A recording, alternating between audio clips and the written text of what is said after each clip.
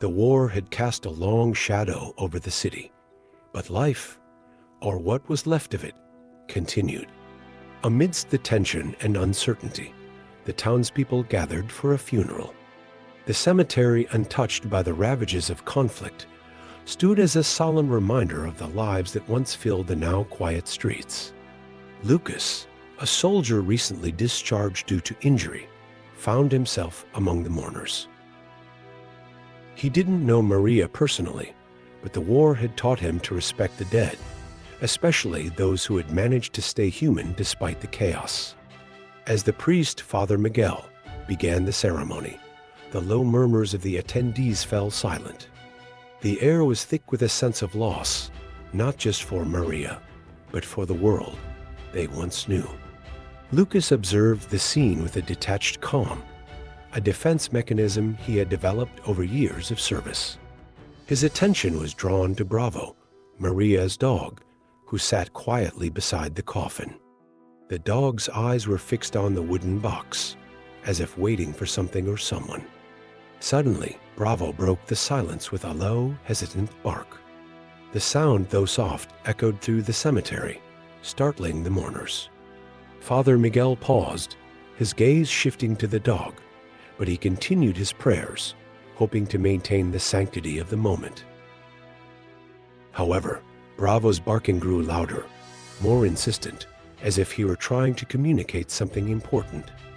The unease among the attendees grew palpable. Whispers began to spread through the crowd like wildfire. Lucas felt a knot tighten in his stomach. The dog's behavior was unnerving, almost as if it sensed something was wrong. He had seen animals act strangely before, often as harbingers of danger. The tension in the air was suffocating, and Lucas could tell he wasn't the only one feeling it. The mourners exchanged anxious glances, but no one dared to speak. The ceremony, meant to offer closure, was now filled with a growing sense of dread, leaving Lucas with a nagging feeling that this was only the beginning. The funeral ended in an uneasy silence, the mourners dispersing quickly, eager to escape the unsettling atmosphere. Lucas lingered, his mind racing with questions. The dog's behavior had been too strange to ignore. Bravo remained by the graveside, his eyes fixed on the freshly covered mound as if expecting Maria to return. Lucas approached the dog, crouching beside him. "What are you trying to tell us, boy?" he whispered, reaching out to gently stroke Bravo's fur. The dog looked up at him with sorrowful eyes, a silent plea for help that Lucas couldn't shake off. Lucas decided to stay in the village a little longer, using the pretext of needing more rest before continuing his journey. He started by talking to a few locals, but most were reluctant to discuss Maria's past. They spoke of her as a kind woman who kept to herself, but there was a hint of something unspoken in their words, a hesitation that piqued Lucas's curiosity. He learned that Maria had no close family left, only Bravo, who had been her constant companion. The more Lucas probed, the more he sensed that the villagers were hiding something. Determined to uncover the truth, Lucas visited Maria's small home at the edge of the village. It had been left untouched since her passing, and the door creaked ominously as he pushed it open. Inside, the air was thick with dust, and the dim light filtering through the curtains gave the room an eerie glow. Lucas searched the house methodically, looking for anything that might explain Bravo's behavior or the unease he felt. In a small drawer in Maria's bedroom, he found a bundle of old letters and documents, yellowed with age. The letters hinted at a secret life Maria had led, one that was far from the peaceful existence the villagers believed. As Lucas read through the letters, it became clear that Maria had been involved in something dangerous, something related to the ongoing war. The documents mentioned clandestine meetings and coded messages, suggesting she had connections to both the resistance and the occupying forces.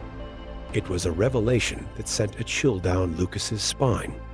Maria had been playing a dangerous game, and it had likely cost her life. But why had Bravo reacted so strongly at the funeral? Lucas felt the pieces of the puzzle starting to come together, but he needed more information to make sense of it all.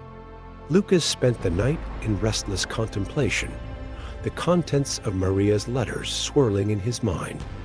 The more he thought about it, the more convinced he became that Maria's death was not as straightforward as it seemed.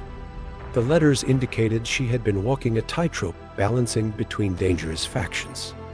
The fact that she had managed to survive as long as she did was a testament to her cunning. But something had gone wrong, and now Lucas needed to find out what. The next morning, he returned to the village with renewed determination. His first stop was the church, hoping to speak with Father Miguel. The priest had always seemed like a quiet, unassuming figure, but Lucas couldn't shake the feeling that he knew more than he was letting on. As Lucas entered the dimly lit sanctuary, he found Father Miguel at the altar, preparing for the day's services. The priest greeted him with a weary smile, but Lucas noticed the tension in his eyes. "Father, I need to ask you about Maria," Lucas began, trying to sound casual. "There are things I've discovered that don't add up." Father Miguel's face tightened almost imperceptibly, but he kept his voice steady. "Maria was a good woman, but she had her secrets, like many of us," he replied, carefully choosing his words. Lucas pressed on, mentioning the letters he had found and hinting at their contents. The priest's demeanor shifted slightly, a flicker of unease crossing his face. "She was involved in matters beyond our understanding," Father Miguel admitted quietly. "But those matters died with her, and it's best to let them rest." Lucas, however, was not satisfied. He could sense that the priest was holding something back. Leaving the church, Lucas felt a growing frustration. The more he uncovered, the more elusive the truth seemed. He decided to take a walk through the village, hoping to clear his head. Bravo trotted alongside him, the dog's presence a comforting reminder of his mission. As they passed by Maria's house again, Lucas noticed something he hadn't before: a hidden latch on the floorboards near the entrance. With a sense of urgency, he pried the boards open to reveal a small compartment. Inside, he found a single, faded photograph and a letter addressed to Father Miguel. The contents of the letter were cryptic, but it was clear that Maria had been afraid for her life. The photograph showed Maria standing with a group of people, their faces shadowed, but the location was unmistakable, a familiar part of the village that had been abandoned since the war intensified. The letter spoke of a meeting that had gone wrong, of secrets that had to be buried for the sake of those involved. Lucas felt a chill run down his spine as he realized that whatever Maria had been involved in, it had reached far deeper into the village than he had imagined. And now, those buried secrets were beginning to resurface. Lucas knew he couldn't uncover the truth alone. As he walked back through the village, pondering his next move, he was approached by Clara, a young woman who had been standing quietly at Maria's funeral. Clara had always kept to herself, but there was something in her eyes that suggested she had a deeper connection to Maria than most. "I heard you've been asking about Maria," she said softly, glancing around to ensure no one was listening. "I might be able to help. Maria was more than just a neighbor to me. She was like family." Clara led Lucas to her home, where they spoke in hushed tones. She revealed that she had known about Maria's involvement in the resistance, though she had never fully understood the extent of it. Maria had trusted Clara, sharing snippets of information that hinted at a much larger, more dangerous network of people who were fighting against the occupying forces. "Maria never wanted to involve me too deeply," Clara explained, "but I knew she was doing something important, something that could get her killed."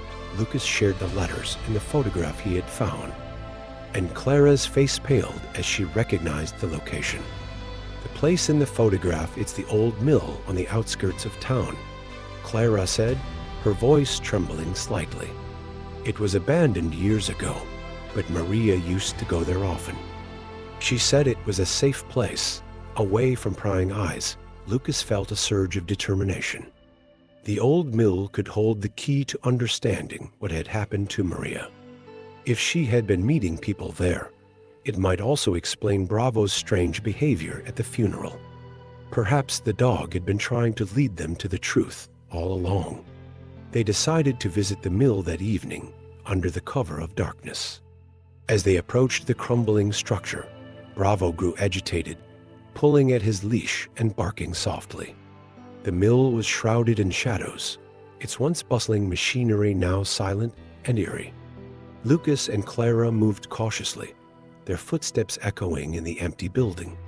They found evidence that the mill had been used recently, fresh footprints in the dust, a makeshift bed, and even some discarded food wrappers. But the most chilling discovery was a hidden room, concealed behind a wall of old crates.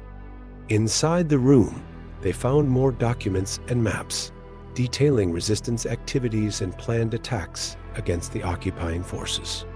But there was something else, a list of names, people who had been involved in the resistance. Maria's name was at the top, but so was Father Miguel's. Lucas felt a cold sweat break out across his forehead as the realization hit him. The priest hadn't just known about Maria's activities, he had been deeply involved himself. And if the documents in this room were to be believed, he had a hand in whatever had led to her death. The weight of their discovery at the mill pressed heavily on Lucas and Clara as they made their way back to the village. The evidence was damning. Father Miguel was not just a passive bystander. He was deeply entwined in the events that led to Maria's death. As the night deepened, they decided there was no time to lose. They needed answers, and they knew exactly where to find them. The cemetery, shrouded in darkness, loomed ahead as they approached, Bravo by their side, his knees mirroring their own. They found Father Miguel near Maria's grave, as if the man had been expecting them. His silhouette was stark against the moonlit tombstones, and for a moment, the priest looked more like a mourner lost in thought than a man harboring dark secrets. But Lucas knew better. "We know about the mill, Father," Lucas began, his voice steady but laced with tension. "We know about the resistance, about Maria. And we know you were involved." Clara stepped forward, her eyes burning with determination. "Why did she have to die? What are you hiding?" Father Miguel's shoulders slumped, the fight visibly leaving him. He motioned for them to sit on a nearby bench, and after a long pause, he began to speak. Maria was brave, but she was also reckless, he admitted, his voice thick with regret. She believed in the cause, but she underestimated the enemy. When she got too close to uncovering something she shouldn't have, they marked her for death. I tried to protect her, to keep her out of harm's way, but it was too late. He gestured towards Maria's grave, his eyes dark with sorrow. "She's not here, Lucas. They took her body after they killed her. This grave is just a cover to keep people from asking questions." Lucas felt a cold chill run down his spine. The realization that Maria's death had been orchestrated not just by the enemy, but perhaps with the knowledge of those she trusted, was almost too much to bear. "Why didn't you tell the truth?" Lucas demanded, his voice rising with anger. Father Miguel sighed, his expression one of defeat. "To protect the others," he replied quietly. "Maria wasn't the only one involved. There are still people out there, people who would be in danger if the truth came out. I thought it was better to let her rest in peace, to bury the past with her, but Bravo wasn't ready to let the past stay buried." The dog began to bark again, just as he had at the funeral, leading them towards a shadowed corner of the cemetery. Lucas and Clara followed, their hearts pounding with anticipation. Bravo led them to a spot that seemed unremarkable at first, but as they looked closer, they noticed the disturbed earth, the faint outline of a hastily covered hole. With their hands trembling, they began to dig, the soft earth giving way to something solid beneath. As they uncovered the hidden grave, Lucas felt the weight of the truth they were about to unearth. As Lucas and Clara unearthed the hidden grave, a sense of dread settled over them. The shallow depth of the grave revealed a wooden box, roughly constructed and hastily buried. Bravo's barking subsided into a low whine, as if the dog knew the gravity of what they were about to discover. With careful hands, Lucas and Clara pried open the box, revealing a bundle of old, worn cloth. Inside, they found Maria's body, her face peaceful, but the marks of her violent end were evident. The reality of her murder was stark. Her death no accident, but a silencing. Beside Maria's body, carefully wrapped in the cloth, was a small leather-bound diary and a stack of documents. Clara's hands trembled as she reached for the diary, opening it to the first page. The entries were filled with Maria's thoughts, her fears, and her relentless pursuit of justice against the occupying forces. The diary revealed the extent of her involvement in the resistance, detailing secret meetings, plans for sabotage, and her growing suspicion that someone close to her was betraying the cause. The final pages were the most chilling. Maria had sensed her death was near, but she had continued her work, determined to protect those who still had a chance. Lucas carefully unfolded the documents, his eyes scanning the pages for anything that could explain why Maria had been targeted. The papers contained lists of names, coded messages, and maps marking strategic locations. Among them was a letter unsigned, but the handwriting was unmistakably Father Miguel's. The letter was a desperate plea for Maria to abandon her mission, to escape while she still could. It also hinted at a betrayal, someone within the resistance who had been feeding information to the enemy. Lucas and Clara exchanged a glance, the weight of the discovery pressing down on them. They had found the evidence they needed, but it came with a heavy burden. As they reburied Maria, careful to leave no trace of their discovery, a silence fell over the cemetery. Bravo lay quietly beside the grave, his head resting on his paws, as if paying his final respects. Lucas felt a deep sadness settle in his chest. Maria had been a hero, but she had paid the ultimate price for her bravery. "We can't keep this to ourselves," Clara said softly, her voice breaking the stillness. "The truth needs to come out, for Maria, for everyone who's still in danger." Lucas nodded, knowing she was right. They had uncovered the past, but now they had to decide how to face the future.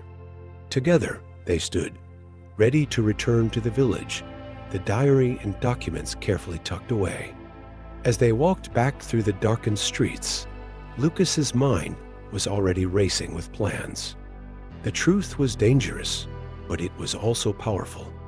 With this knowledge, they could expose the enemy's operations, protect the remaining members of the resistance, and honor Maria's memory.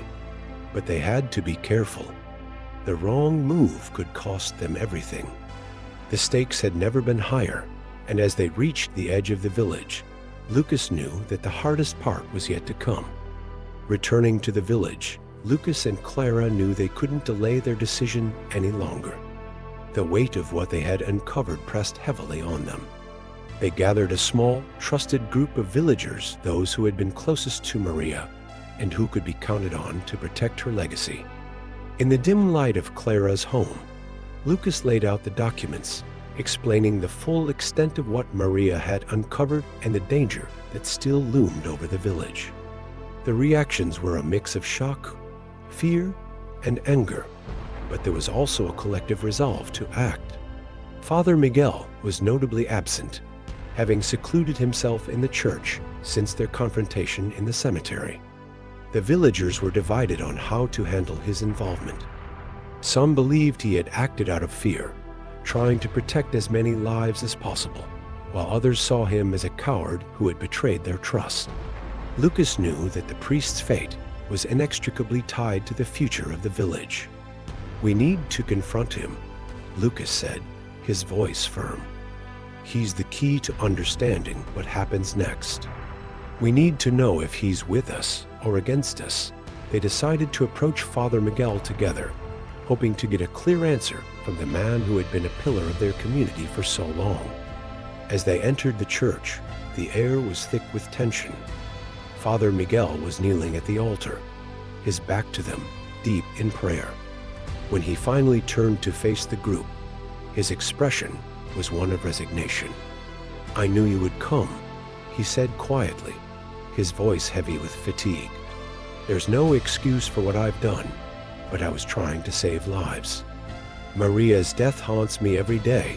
The conversation that followed was filled with raw emotion. Father Miguel admitted his fear and guilt, revealing that he had been pressured by the occupying forces to betray the resistance in exchange for the safety of the villagers. "I thought I could manage it, keep everyone safe," he confessed, tears in his eyes. "But I underestimated their cruelty, and Maria paid the price." The villagers listened in silence, the room thick with a sense of betrayal, but also a deep understanding of the impossible choices the war had forced upon them. Lucas could see that the community's trust in Father Miguel was shattered, but his remorse was genuine. The group deliberated long into the night, weighing their options. They couldn't simply expose everything and hope for the best.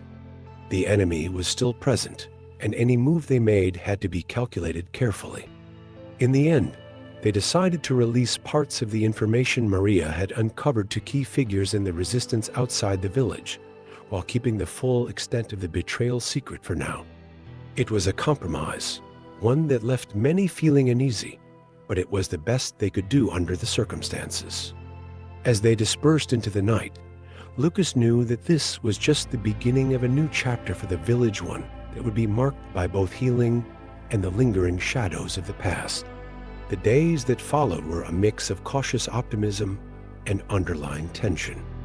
The village, though still under the shadow of war, began to show signs of resilience.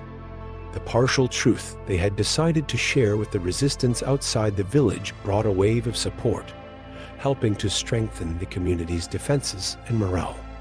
Lucas and Clara worked tirelessly, coordinating with other resistance cells, ensuring that Maria's legacy would live on.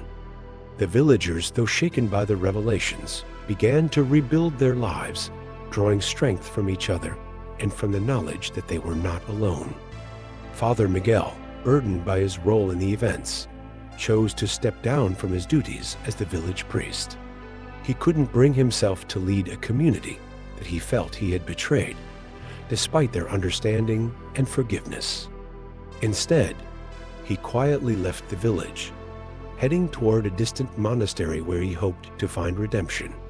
His departure was a somber affair, marked by a simple farewell at the church where he had served for so many years. The villagers, though saddened, understood his need to atone for his mistakes, and they wished him peace on his journey. Bravo, now a symbol of loyalty and truth in the village, remained close to Lucas. The dog had been a silent witness to the unfolding events, and his presence was a comfort to those who had known and loved Maria. Bravo often led Lucas and Clara on walks through the village, his keen senses sometimes alerting them to things they might have otherwise missed. The bond between the three of them deepened, forged through the trials they had faced together. Lucas found solace in these moments of quiet, the war-torn world outside temporarily forgotten as he focused on protecting his new home and the people in it. As the village settled into a fragile peace, Lucas couldn't shake the feeling that their work was far from over. The documents they had uncovered hinted at more secrets buried deep within the war's chaotic landscape. He and Clara knew that they couldn't rest easy, not while others were still in danger. But for now, they took comfort in the fact that they had honored Maria's memory, protected the village, and found a new purpose in the midst of the conflict. As the sun set over the village, casting a golden light over the newly rebuilt homes, Lucas stood with Clara and Bravo, ready to face whatever challenges the future might bring.